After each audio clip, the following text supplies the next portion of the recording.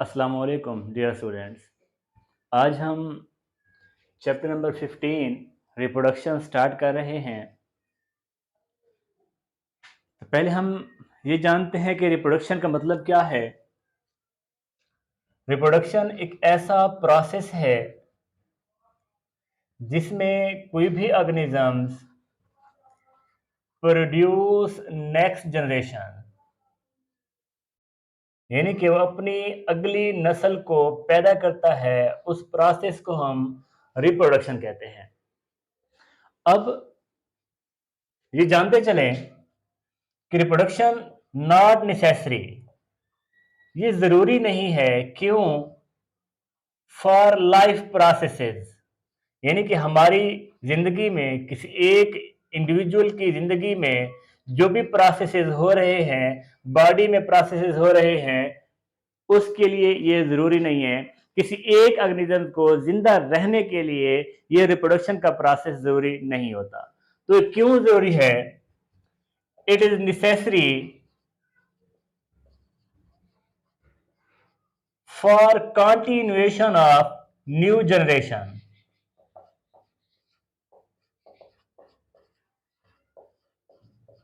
यानी कि ये अगली नस्ल को, नई जनरेशन को पैदा कराने के लिए जरूरी होता है।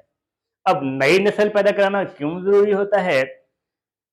होता क्या है बेटा कि हम जानते हैं कि जितने भी ऑर्गेनिजम्स हैं इस अर्थ पर, कोई भी ऑर्गेनिज्म है वो मरता है, die due to different reasons. बहुत सारी वजूहात हो सकती हैं उसके मरने की। वो वजूहात क्या हो सकती हैं? जैसा कि कोई डिजीज हो सकती है, या फिर कोई जेनेटिक डिफेक्ट हो सकता है,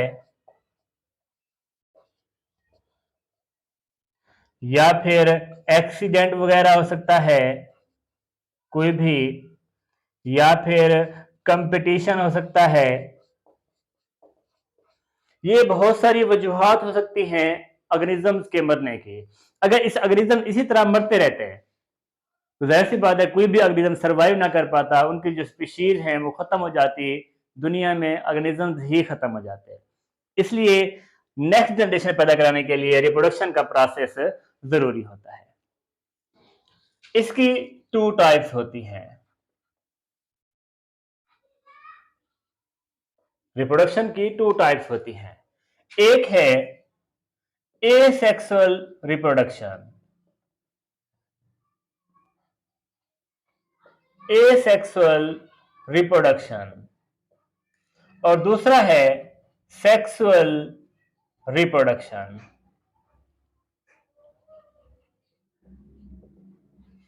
तो इन्हीं के बारे में जानते हैं कि ये क्या है। एसेक्सुअल रिप्रोडक्शन एक ऐसी टाइप है रिप्रोडक्शन की जिसमें organisms produce exact copy. Exact copy means identical of springs, यानी कि इसकी मदद से जो ऑर्गेनिजम्स पैदा होते हैं वो आइडेंटिकल होते हैं, बिल्कुल अपने पेरेंट जैसे। उनका डीएनए पेरेंट जैसा होगा, उनकी शेप भी पेरेंट जैसी होगी, उनकी कैरेक्टरिस्टिक्स भी पेरेंट जैसी ही होगी, वो ऑर्गेनिजम्स जो एसेक्सुअल रिप्रोडक्शन से पैदा होंगे। अब बात करते हैं सेक्सुअल रिप्रोडक्शन। सेक्सुअल रिप्रोडक्शन में क्या होता है कि इसमें फिजन ऑफ गैमेट्स होता है। Fission of gametes. अब गैमेट्स का मिलना सेक्सुअल रिप्रोडक्शन में इन्वॉल्व है। अब गैमेट्स हम जानते हैं दो तरह के होते हैं। मेल गैमेट को स्पर्म कहते हैं और फीमेल गैमेट को एग कहते हैं। क्योंकि ये दोनों गैमेट्स अलग अलग जनरेशन से आते हैं, मेल और फीमेल जनरेशन से आते हैं, इसलिए इस तरह से पैदा होने वाले जो ऑफस्प्रिंग होंगे वो पेरेंट से डिफरेंट होंगे, क्योंकि उस ऑफस्प्रिंग में पेरेंट, दोनों पेरेंट की खसूसियात मौजूद होंगी, इसलिए वो किसी एक पेरेंट से एग्जैक्ट नहीं होंगे, आइडेंटिकल नहीं होंगे।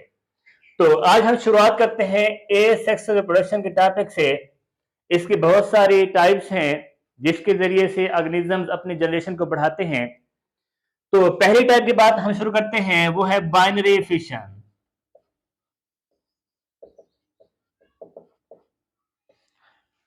नाम से जाहिर है ये दो अल्फाज से बना है, बाइनरी और फिशन।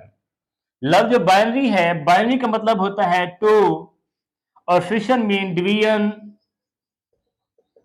तो सिंपली हम कह सकते हैं डिवीजन इनटू टू। यानी इसमें क्या होता है, इसमें कोई भी ऑर्गेनिज्म बाइनरी फिशन की मदद से सिंपली डिवाइड इनटू टू, मतलब कि एक ऑर्गेनिज्म दो ऑर्गेनिज्म में डिवाइड हो जाता है। सिंपली कैसे, इसकी फिर कुछ एग्जांपल्स लेते हैं हम। पहली एग्जांपल है बैक्टीरिया। अब बैक्टीरिया बाइनरी फिशन की मदद से अपने आप कैसे डिवाइड करता है, तो वजह कीजिएगा। होता क्या है, हम जानते हैं कि बैक्टीरिया एक प्रोकैरियोट है, और प्रोकैरियोट वो ऑर्गेनिजम्स होते हैं जिनमें वेल डिफाइंड न्यूक्लियस नहीं होता। क्या होता है, यानी कि हम देखें ये एक बैक्टीरिया है और इसमें उसका जो डीएनए होता है न्यूक्लियस ना होने की वजह से मौजूद होता है, फाउंड इन साइटोप्लाज्म। ये उसके साइटोप्लाज्म में मौजूद होता है, यानी कि इसका ये वाला जो एरिया है ये साइटोप्लाज्म है, और ये इसका डीएनए है। और जहां ये मौजूद है इस एरिया को हम क्या बोलते हैं, न्यूक्लियोइड बोलते हैं। क्योंकि न्यूक्लियस तो होता नहीं है, हम न्यूक्लियोइड का नाम देते हैं साइटोप्लाज्म का वो हिस्सा जहां पे बैक्टीरिया का डीएनए होता है, उसे न्यूक्लियोइड का नाम दिया जाता है। अब होता क्या है कि सबसे पहले ये जो डीएनए यानी कि जो ये जो जेनेटिक मटेरियल है ये डुप्लीकेट होता है, डबल हो जाता है, मतलब इसकी एक कॉपी बन जाती है। देखिएगा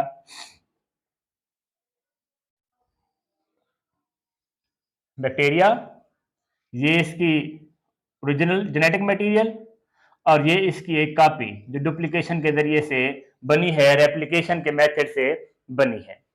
अब क्या होगा, दो कॉपी बन गई बैक्टीरिया में। अब उसमें जो हर कॉपी है, each copy move to opposite poles.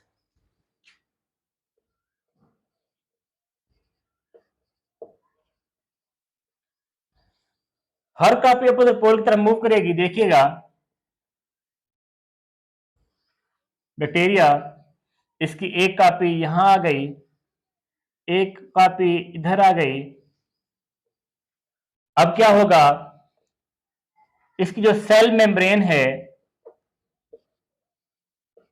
Cell membrane invaginate होगी, मतलब अंदर की तरफ दबेगी। ऐसे सेल है तो ये इसके इक्वेटर है, इसका इक्वेटर वाले एरिया से सेल मेम्ब्रेन ऐसे अंदर की तरफ इनवेजिनेट होगी और मीट एट दियर एंड्स, यानी कि उसके जो किनारे थे उन जगहों से मिल गई, और फिर न्यू सेल वॉल बन जाएगी।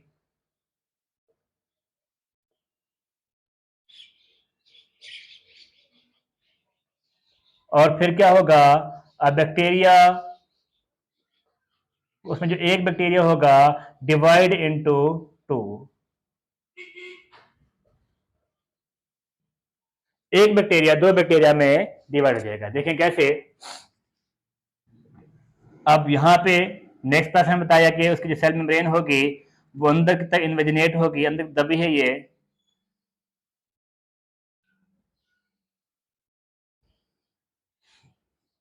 इस जगह से अंदर दबती चली गई, दबती चली गई, और आखिरकार इसके आपस में किनारे क्या हो गए, मिल गए। मिलने के बाद इस जगह पर क्या बनाई, एक न्यू सेल वॉल बनाई। उस सेल वॉल ने इसको अलग कर दिया, इसे अलग कर दिया। इस तरह एक बैक्टीरिया से दो बैक्टीरिया बन गए।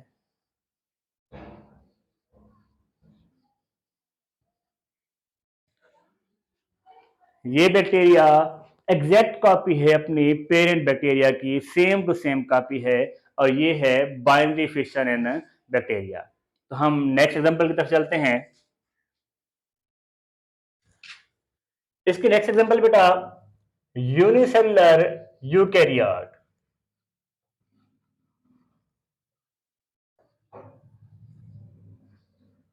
यूनिसेलुलर यूकैरियोट की एग्जांपल लेते हैं हम एक अमीबा। अमीबा एक यूनिसेलुलर यूकैरियोट है।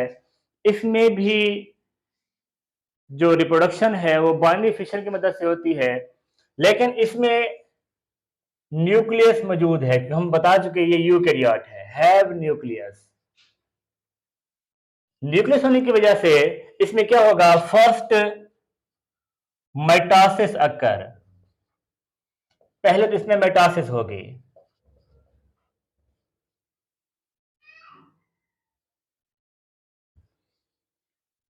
देखिए कैसे हम एक डायग्राम बना रहे हैं अमीबा की। अमीबा की शक्ल हर लम्हे बदलती रहती है, इसकी कोई स्पेसिफिक शेप नहीं होती। इसके सेंटर में ये इसका एक न्यूक्लियस है। क्या होगा, सबसे पहले मेटासिस होगी, by mitosis nucleus divide. Nucleus divide होगा,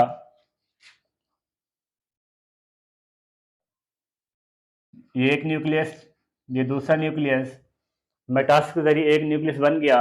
अब क्या होगा, वही प्रोसेस जो बैक्टीरिया में हम बात की है, जिसमें उसका डीएनए अपोजिट पोल की तरफ चला गया था और फिर सेल मेम्ब्रेन इन्वेजिनेट हुई है और एक जो बैक्टीरियल सेल है वो दो बैक्टीरियल सेल में डिवाइड हो गया।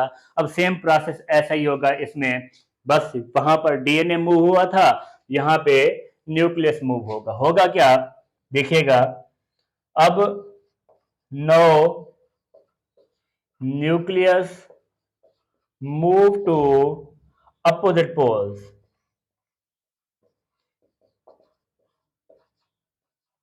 न्यूक्लियस जो है उसका अपोजिट पोल की तरफ मूव करना शुरू कर देगा।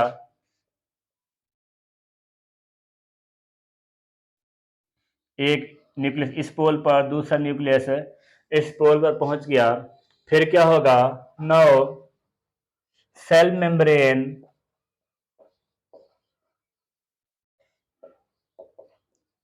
इनवेजिनेट, जैसे बैक्टीरिया की सेल मेम्ब्रेन इनवेजिनेट हुई थी, हम पहले इसको सेल में इन्वेजिनेट करेंगे ऐसे, फिर इसकी शेप बनाएंगे, फिर यहाँ पर फिर सेल मेम्ब्रेन इन्वेजिनेट करते चलेंगे और फिर शेप बना देंगे।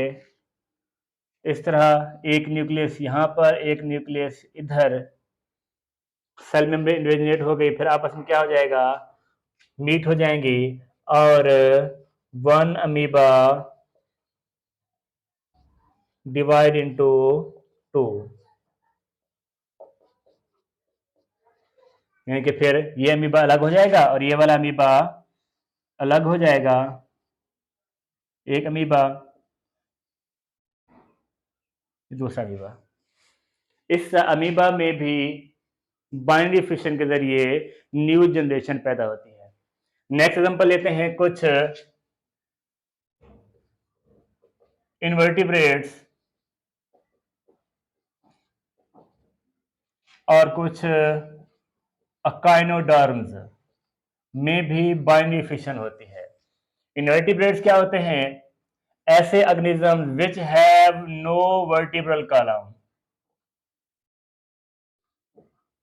जिनमें वर्टिब्रल कॉलम ना हो, उन्हें कहते हैं हम इनवर्टिब्रेट्स। और अकाइनोडर्म्स क्या होते हैं, which have hard and spiny covering, यानी कि जिनकी बॉडी के ऊपर हार्ड और स्पाइनी कवरिंग हो, मतलब कि उसके ऊपर जैसे कांटे होते हैं, कांटेदार स्ट्रक्चर हो उनके बॉडी के ऊपर, तो उन्हें हम अकाइनोडर्म्स कहते हैं। इसकी एग्जांपल लें हम तो प्लेनेरिया,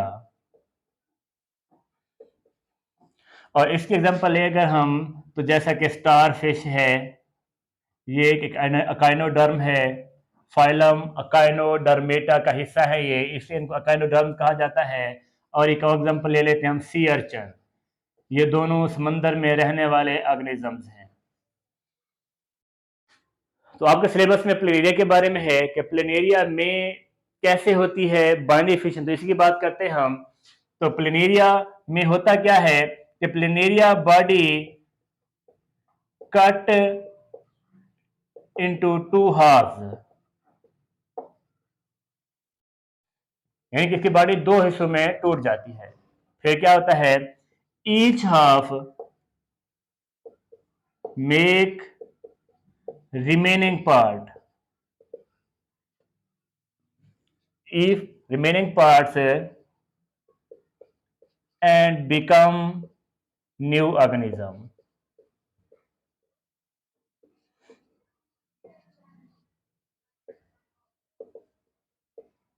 जैसे मिसाल के तौर पर ये है प्लिनेरिया,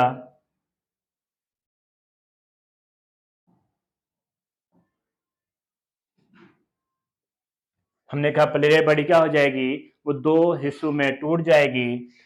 देखिएगा हम इसका एक नेक्स्ट स्टेप बना रहे हैं। वो हो टूटेगी कैसे, वैसे ही जैसे ये सेंटर से इन्वेजिनेट होगी,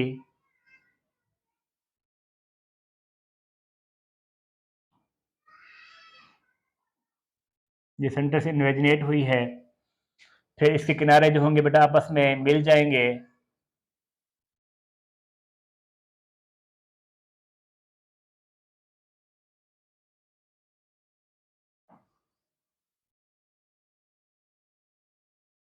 इससे फिर क्या होगा, ये मेम्ब्रेन आपस में मिल गए इनकी, इसका पेरेंट जो प्लेनेरिया है वो भी अलग हो जाएगा, किनारा उसका ऊपर वाला, ये एक नया प्लेनेरिया बन गया।